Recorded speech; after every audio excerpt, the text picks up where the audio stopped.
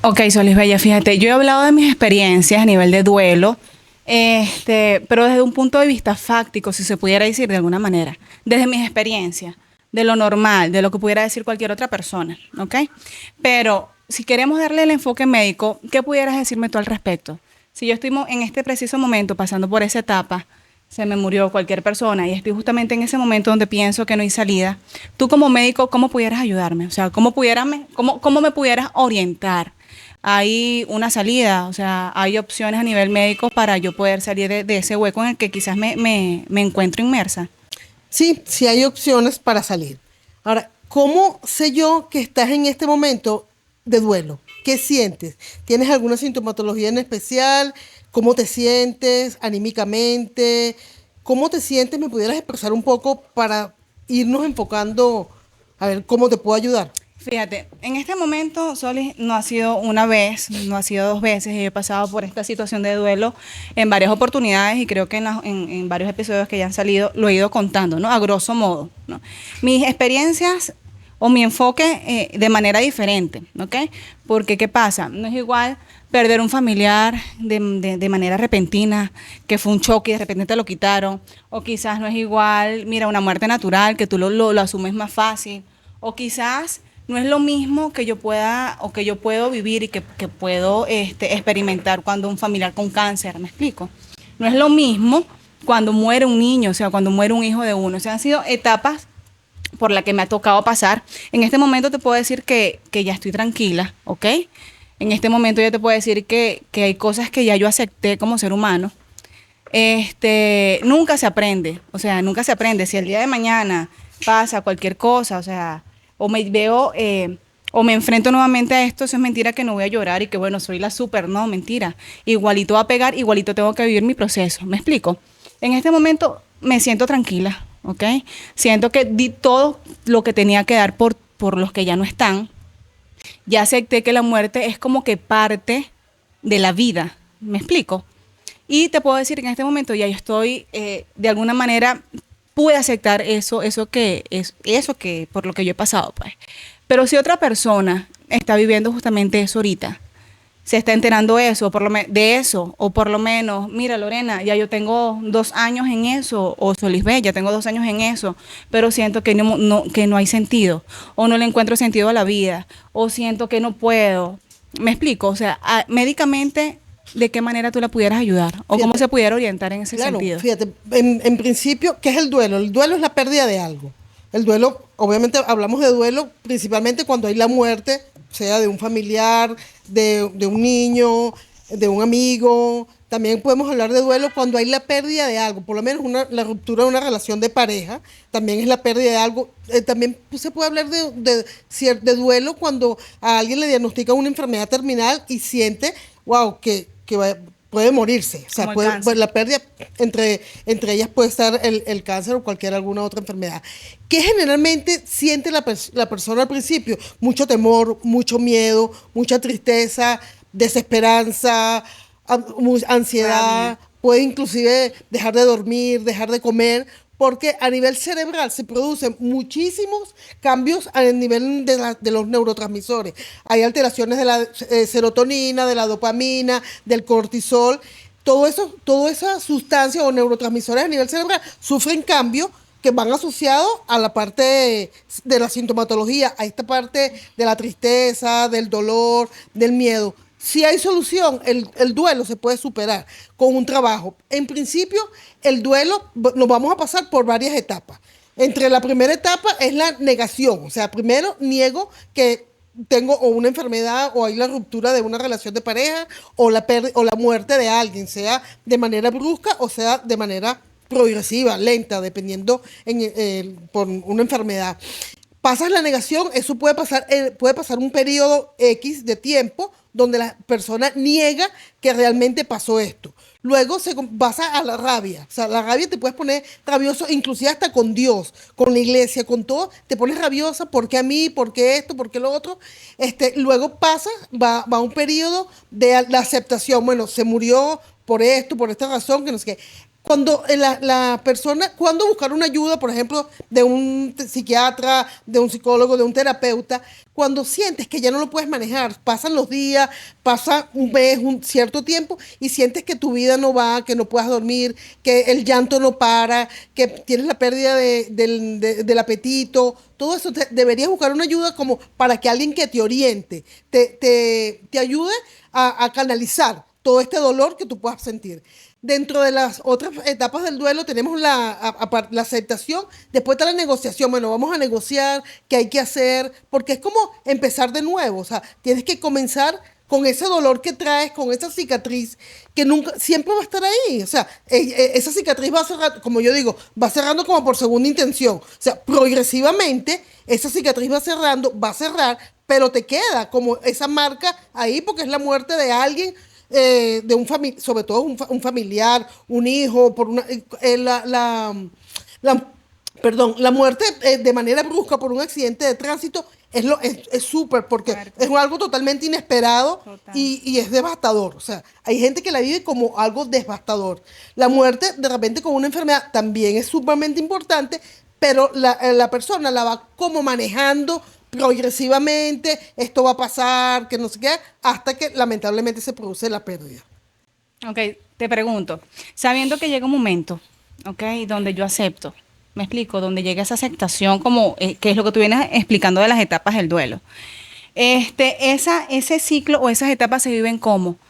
¿Se viven lineal? O después que yo esté casi que, no sé, o sea, después que yo haya pasado esa rabia, ¿puedo regresar otra vez a la parte de la negación?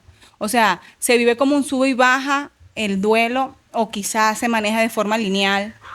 ¿Qué piensas tú de eso? Eso se maneja un sube y baja, sobre todo en un principio, pero también dependiendo la persona lo va manejando. Hay personas que que tú te das cuenta que va pasando como por etapa, y cuando ya tú crees que está de salida, pareciera que regresa otra vez, porque a lo mejor viene una fecha importante, diciembre, cuando cumple el aniversario de la muerte, el cumpleaños de la persona que ya no está, todo eso como va como retrocediendo hasta que, bueno, terminas aceptando la muerte como tal. O sea, es así como te digo yo, como ya la cicatriz, ya terminó de cerrar y queda como esa cicatriz que siempre va a estar el dolor ahí. Siempre eso va a estar ahí porque esa cicatriz Es aprender a vivir es con aprender eso. a vivir con ese dolor, sí, con ese dolor.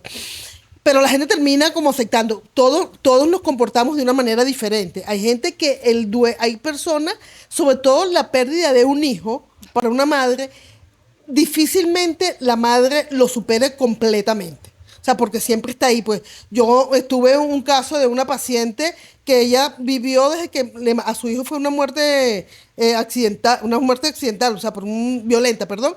Y ella quedó en duelo el resto de su vida. O sea, ella no superó su No trauma pudo. y vivió de luto. Ella se vistió de negro el resto de su vida hasta que ella murió. Eso pasaron como 30 años. ¿Piensas que es una decisión entonces?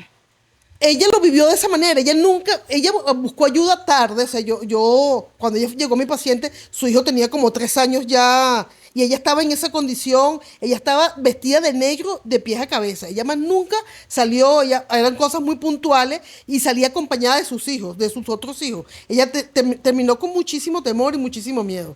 Te pregunto, Solis, y te lo digo desde mi experiencia, pues, y te hago esta pregunta como profesional, como amiga, como todo. El bloquear sentimientos.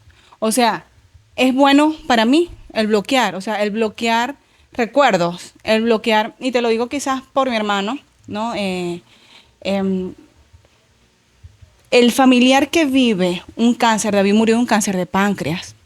Yo me acuerdo, o sea, antes de que David muriera, yo estuve en un embarazo, fueron 7 meses, el nene nació súper sano, se complicó, murió. Yo estuve con el nene nada más que 3 días con él. Cuando lo sacan de la incubadora, yo lo cargué, fue muertito, ¿no? Después de eso, eso es un proceso fuerte. Bastante. Sin embargo, después de eso, yo quedé embarazada como a los 4 meses y con la barriga de Said, con mi embarazo con Said, que o sea, él fue un bebé totalmente, un bebé arcoíris, ¿no? Como dicen por ahí. Pero durante todo ese embarazo yo viví lo que fue la enfermedad de David, fue un cáncer de páncreas. O sea, mi hermano estaba en Maturín, Lore, tengo un dolor, no lo soporto, no lo soporto, no lo soporto, vente para Caracas, ¿me explico? Lo llevó con la doctora Beatriz Tirado, amiga de nosotras también en común de Sí. Sanitas, excelente, la quiero muchísimo. Y ella me dijo, bueno, Lorena, hazle esto y estos exámenes. Lorena, yo creo que es un cáncer de páncreas. Soli, y fue así tal cual, o sea, eso fue, hazle el eco. Fui a la clínica, le hicimos el eco, yo embarazada, ¿me explico? Y yo decía, cuando fui a buscar el resultado, decía que era un CA de páncreas, de la cabeza del páncreas, uno de los cánceres más complicados Sí, que señor. hay. Yo pienso que desde ese momento, y te lo pregunto a ti, desde ese momento se inicia un duelo, desde ese preciso momento. ¿Por qué?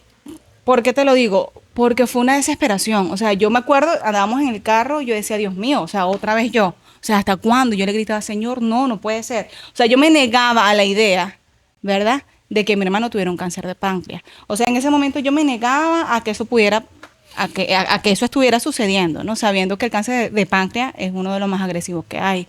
Sabiendo que el que tiene un cáncer de páncreas, las posibilidades son mínimas, ¿me explico? Entonces, desde ese momento es un proceso de duelo o el duelo empieza justamente en ese proceso cuando él se va. Claro, lo que pasa es que ahí, cuando te dan el diagnóstico, cuando tienes el diagnóstico, ¿qué es lo primero que se te viene a la cabeza? La muerte. La muerte. Mi hermano se va a morir. ¿Ok? Y es verdad, el cáncer de la cabeza del páncreas es un cáncer muy agresivo. A lo mejor hay personas que pueden durar 6 meses, a lo mejor duró menos, pero ya automáticamente tú sientes que es la pérdida. Sí. O sea, se va a morir, mi hermano se va a morir, o sea, aquí no hay salvación. Entonces ahí empieza tu duelo porque empieza la negación, no puede ser, no se puede ser, no se puede. Disculpa que te interrumpa, es como un 3 y 2.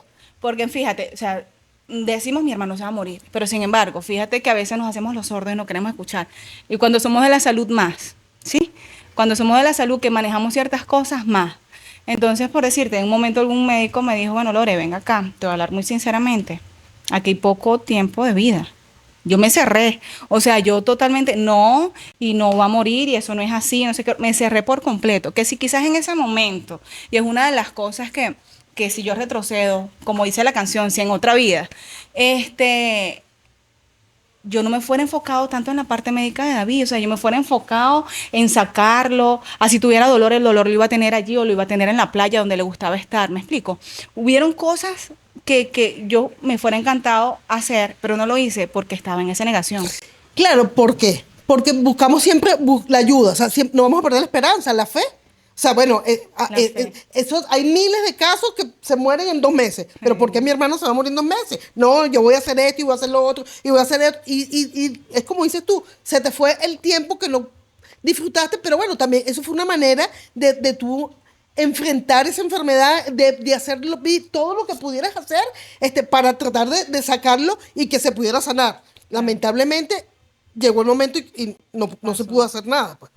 Entonces, claro, ahí empieza, y tu proceso de dolor, de duelo, comienza desde el momento del diagnóstico, porque es todo eso.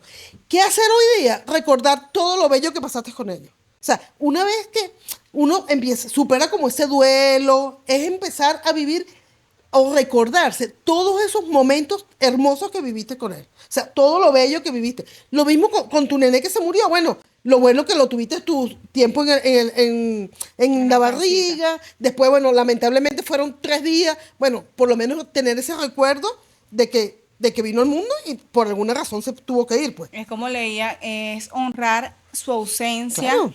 con nuestra presencia, pues. Claro, con lo de y nosotros. siempre yo hago mucho énfasis en el hecho de que recordar los momentos bonitos que siempre uno pasa con ese ser querido. Yo tengo recientemente, yo tengo una tía muy querida que se murió ahorita en mayo, de un infarto. Y, ok, obviamente uno pasa por su proceso, a pesar de que yo soy psiquiatra y terapeuta, también uno pasa por su duelo. Y, ¿Y qué? Entonces, bueno, obviamente ahorita es quedarse en ese recuerdo, en todos esos momentos bellos que uno lo pasó con la tía, pues en este caso.